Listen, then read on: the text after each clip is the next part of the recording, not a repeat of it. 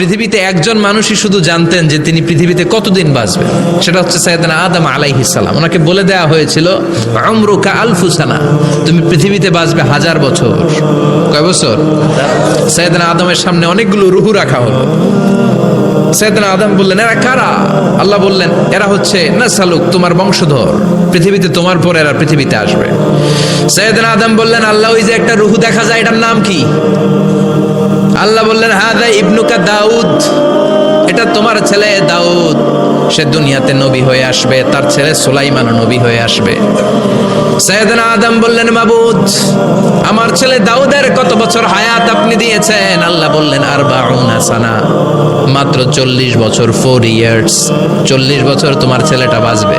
ও আল্লাহ, আমি বাঁচবো কয় বছর? তুমি বাঁচবে 1000 বছর। সুবহানাল্লাহ। সাইয়েদনা আদম বললেন, মাবুদ, এত ফুটফুটে সুন্দর আমার ছেলে দাউদ, মাত্র 40 বছর দিলেন কেন? জিদ মিন উমরিহি, বাড়ায়া দেন। কি করেন? সুপারিশ করতেছে পোলার লাইগা। কে? বাবা। আল্লাহ আপনি বাড়ায়া দেন। আল্লাহকে বাড়ানো যাবে না, লেখা হয়ে গেছে। রুফিআতিল আকলাম ওয়া জাফফাতিস সুহুফ, কলম তুলে নেওয়া হয়েছে আর কালি শুকায় গেছে, আর কিছু করা যাবে?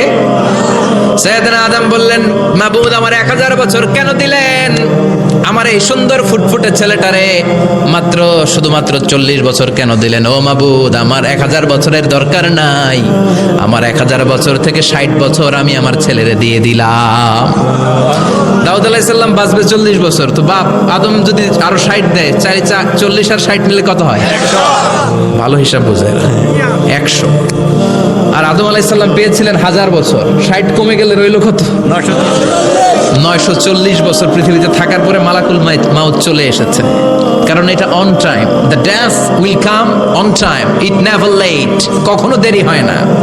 আল্লাহ বললেন, লিকুল্লি উম্মাতিন আজালুন ফাইদা জাআ আজালুহুম লা ইস্তাখিরুনা সাআতান ওয়া লা ইস্তাকদিমুন।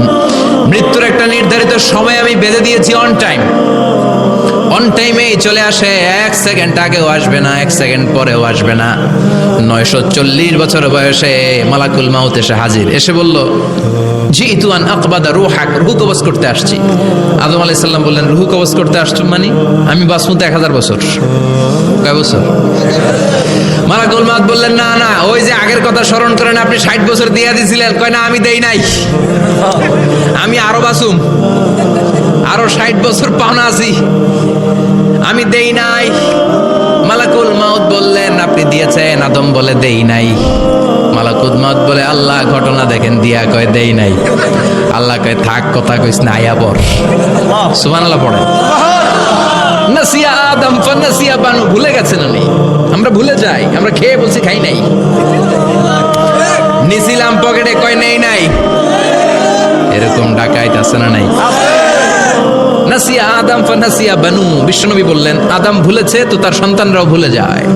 জাহাদা আদম ফাজাহাদা যুররিয়াতু, আদম অস্বীকার করেছে, তার সন্তানরাও অস্বীকার করে। সেদিন থেকে আল কিতাব ওয়া শুহুদ, মানে লিখে রাখার সিস্টেম আর সাক্ষীর সিস্টেম চালু হয়েছে। সুবহানাল্লাহ পড়েন। সুবহানাল্লাহ। 940 বছর বয়সে মালাকুল মাউত এসে আদম আলাইহিস সালামের রূহ নিতে পারে নাই। উনি 1000 বছর যখন হয়েছে তখন এসে সাইয়েদনা আদম আলাইহিস সালামের রূহ কবজ করেছে।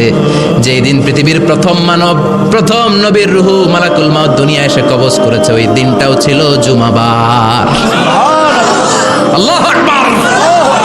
আবার বিশ্বনবী বললেন, লা তাকুমুস সাআ ইল্লা ফি ইয়াউমিল জুমআহ ইযা যুলজিলাতিল আরদু জিলজালাহা ওয়া আখরাজাতিল আরদু আসকালাহা ইযা রুজ্জাতিল আরদু রাজ্জান ওয়া বুসাতিল জিবালু বাসসা। কিয়ামতের দিন পৃথিবীটাকে একটা প্রকম্পন দিয়ে কাঁপিয়ে দিবে কে? মারাত্মক একটা ঝাঁকুনি দিবে আল্লাহ, পুরো পৃথিবীটা কেঁপে ভেঙে চুরে খান খান হয়ে যাবে। এই ঝাঁকুনি আর আর্থকোয়েক, ভূমিকম্প এর ঘটনাটা যেদিন ঘটবে ওই দিনটাও হচ্ছে জুমার দিন। চিৎকার করে পড়েন সুবহানাল্লাহ।